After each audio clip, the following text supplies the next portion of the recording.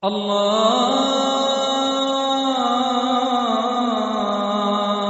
أكبر الله أكبر الله أكبر الله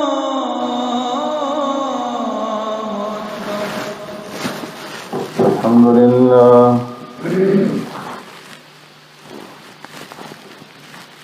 الحمد لله نحمده ونستعينه ونستغفره ونؤمن به ونتوكل عليه ونعوذ بالله من شرور أنفسنا ومن سيئات أعمالنا من يهده الله فلا مضل له ومن يضلله فلا هادي له ونشهد أن لا إله إلا الله وحده لا شريك له ونشهد أن سيدنا ونبينا ومولانا محمدا عبده ورسوله أرسله الله إلى كافة للناس بشيرا ونذيرا وداعيا إلى الله بإذنه وسراجا منيرا أما بعد فقد قال الله تبارك وتعالى في القرآن المجيد والفرقان الحميد فأعوذ بالله من الشيطان الرجيم بسم الله الرحمن الرحيم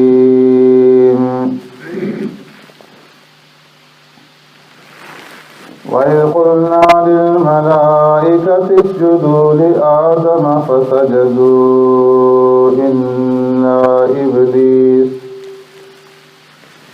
أبى واستكبر وكان من الكافرين وقلنا يا آدم اسكن أنت وزوجك الجنة وكلا منها رغدا حيث شئتما ولا تقربا هذه الشجرة فتكونا من الظالمين صدق الله مولانا العظيم. يا رب صل وسلم دائما أبدا على حبيبك خير الخلق كلهم هو الحبيب الذي ترجى شفاعته لكل هول من الأهوال مقتحم.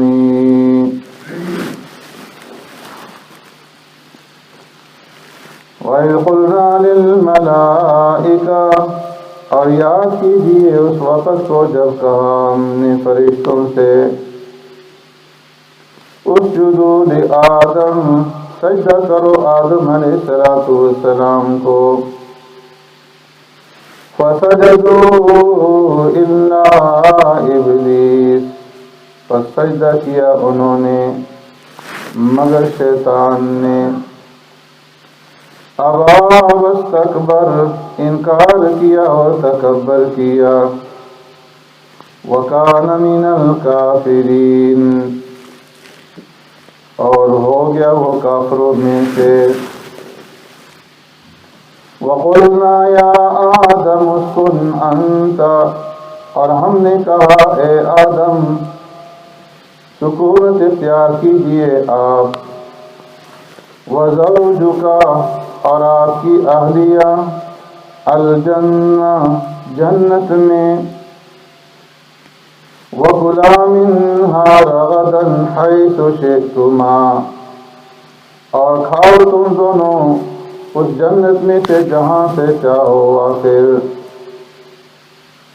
وَلَا تَقْرَبَا هَٰذِهِ الشَّجَرَةَ، اور نہ قریب آنا اس درخت کے، فَتَكُونَا مِنَ الظَّالِمِينَ، پس اگر تم اس درخت کے قریب آ گئے تو حد سے تجاوز کرنے والوں اور نقصان اٹھانے والوں میں سے ہو جاؤ گے۔ آمنت باللہ وبآیاتہ،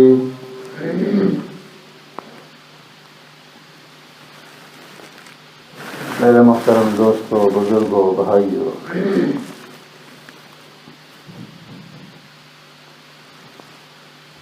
اس سے قبل آپ حضرات کے سامنے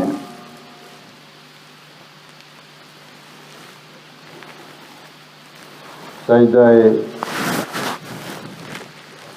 تعظیمی کے بارے میں گزارشات کر چکا ہوں کہ پیارے پیغمبر صلی اللہ علیہ وسلم سے پہلی شریعتوں میں سجدہ تعظیمی جائز تھا، لیکن آپ صلی اللہ علیہ وسلم کیونکہ آخری نبی ہیں اور آپ صلی اللہ علیہ وسلم کی شریعت آخری شریعت ہے، اس لیے اللہ تبارک و تعالیٰ نے اس شریعت کے اندر سجدہ تعظیمی کو حرام قرار دے دیا۔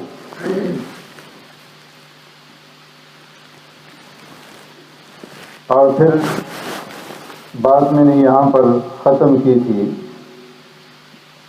کہ سجدہ تعظیمی تو حرام ہے، لیکن تعظیم کرنا جائز،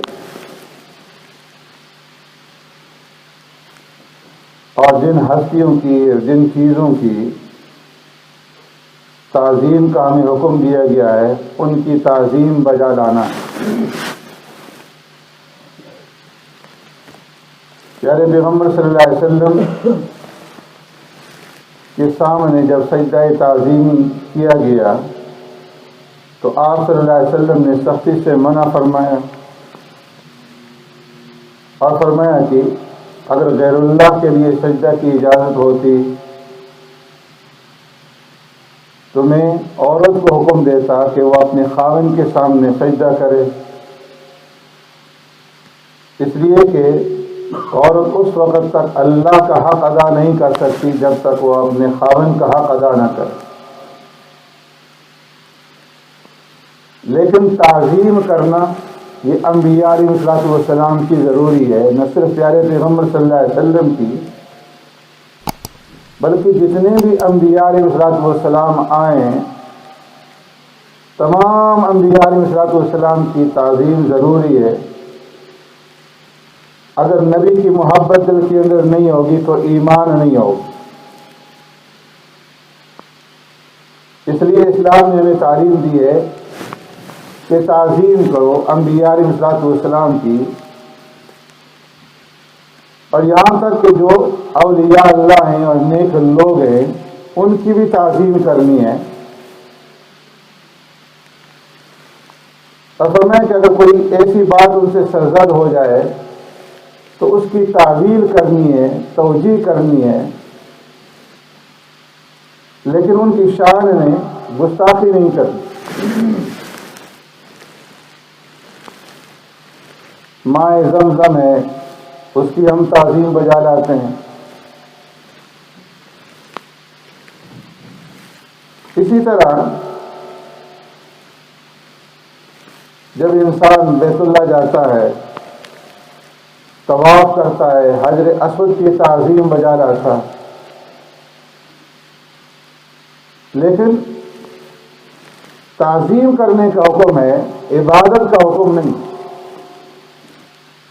اس لیے فاروق اعظم رضی اللہ تعالیٰ عنہ نے جب دیکھا کہ حجر اسود کے گرد لوگوں کا مجمع جمع ہو رہا ہے اور اس قدر بھیڑ ہو رہی ہے کہ کہ گویا اسی کو سب کچھ سمجھ لیا گیا ہے، تو آپ نے وہیں پر کھڑے ہو کر کے للکارا اور ارشاد فرمایا، انی اعلم انک حجر لا تنفع ولا تضر لولا انی رأیت رسول اللہ صلی اللہ علیہ وسلم قبولک ما اقبل۔ اے حجر اسود، میں جانتا ہوں کہ تو ایک پتھر ہے، کسی کو نہ نفع دے سکتا ہے نہ نقصان پہنچا سکتا ہے۔ ہم جو تجھے بوسہ دیتے ہیں اور تیری تعظیم بجا لاتے ہیں اس وجہ سے کہ سرکار دو عالم صلی اللہ علیہ وسلم نے تجھے بوسہ دی۔ اگر میں نے سرکار دو عالم صلی اللہ علیہ وسلم کو بوسہ دیتے ہوئے نہ دیکھا ہوتا تو کبھی بھی تجھے بوسہ نہ دے۔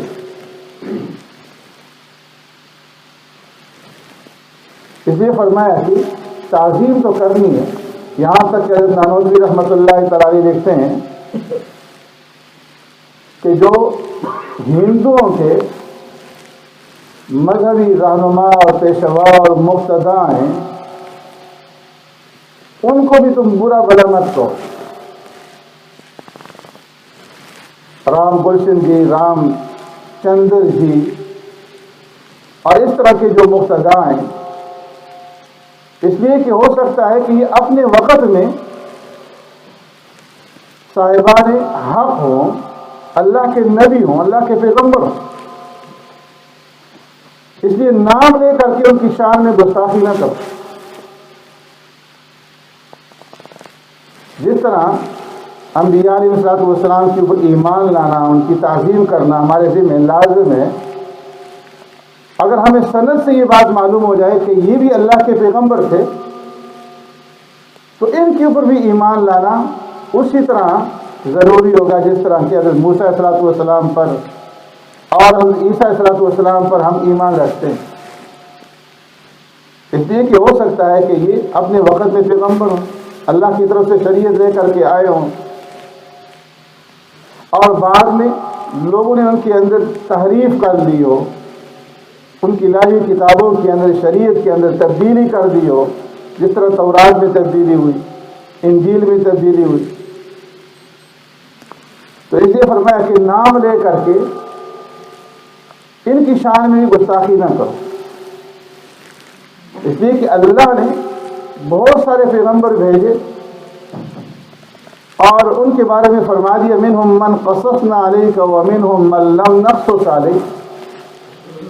بعض کے واقعات اور قصص اور ان کے نام ہم نے اے محمد صلی اللہ علیہ وسلم آپ کے سامنے بیان کر دیے ہیں۔ ومنہم من لم نقصص علیک، بہت سارے انبیاء اور پیغمبر ایسے ہیں کہ جن کے قصے اور جن کے نام آپ کے سامنے ذکر نہیں کیے تھے، لیکن مسلمانوں کا یہ عقیدہ ہے لا نفرق بین احد من رسل،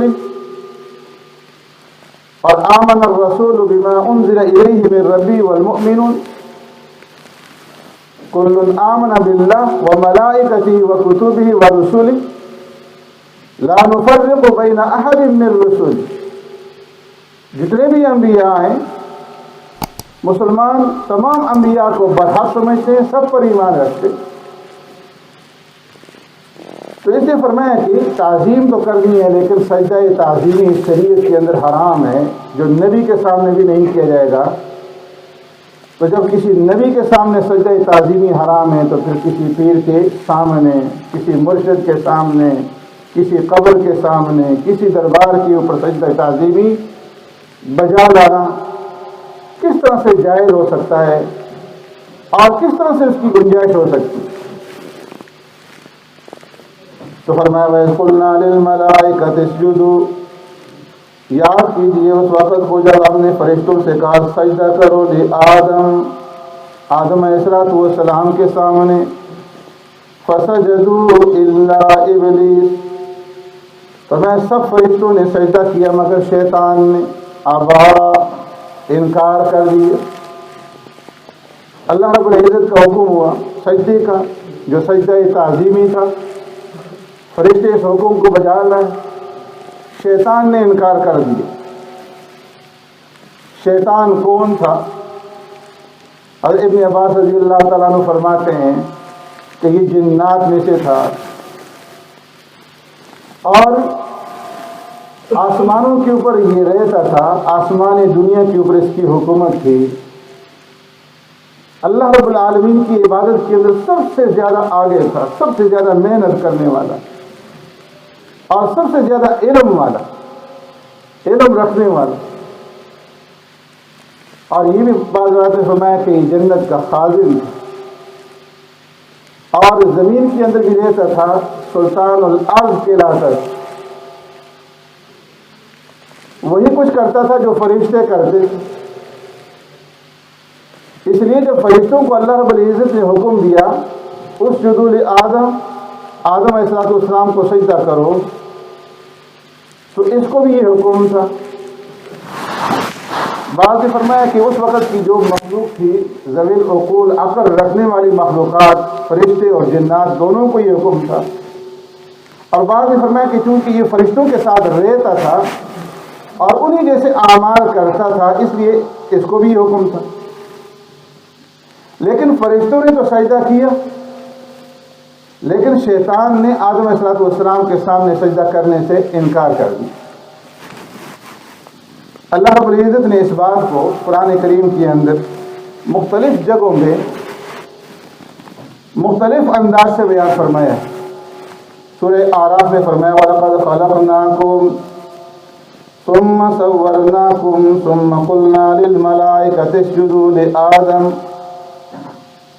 کہ انسانوں اللہ کے اس انعام کو یاد کرو، وَلَقَدْ خَلَقْنَاكُمْ، ہم نے تمہیں پیدا کیا، ثُمَّ صَوَّرْنَاكُمْ، پھر ہم نے تمہاری صورت بنائی، نوع انسانی کو ایک خاص شکل اور ایک خاص صورت دی